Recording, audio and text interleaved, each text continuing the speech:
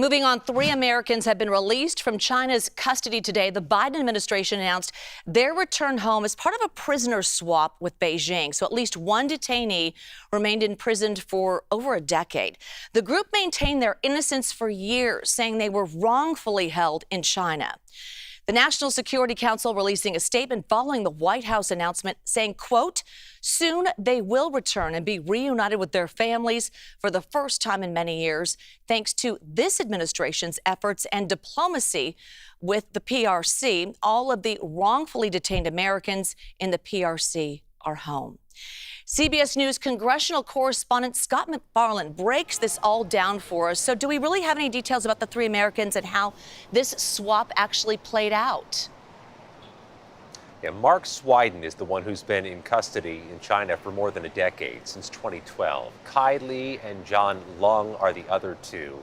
We know over the past few months, their families have been fiercely advocating for their release and for the Biden administration and for the Congress to intervene as needed to help secure their release because of the length of their detention and because of the unjustified nature of their detention.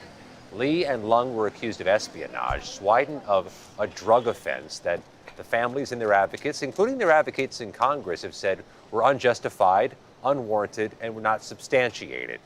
The release comes, according to national security officials, right before the Thanksgiving holiday, but we're not getting information yet as to how the U.S. secured them, what they offered in return to get or who they offered in return to get these 3 Americans released. Yeah, and Scott, I know that you do have the court document involving an Arizona man that made death threats to President-elect and his family. So what more do we know about those threats?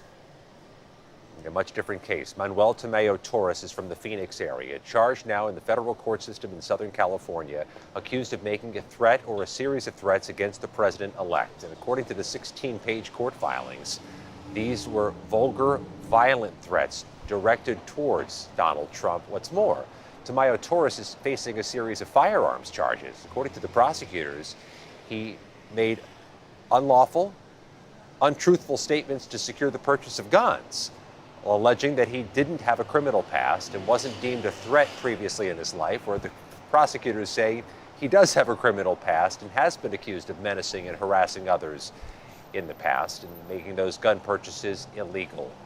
There is no listed defense attorney yet for Tamayo Torres. No plea has been entered. No comment can be received yet about these accusations, but they are particularly striking accusations in the wake of the 2 assassination attempts against Donald Trump, another violent threat allegedly made against him.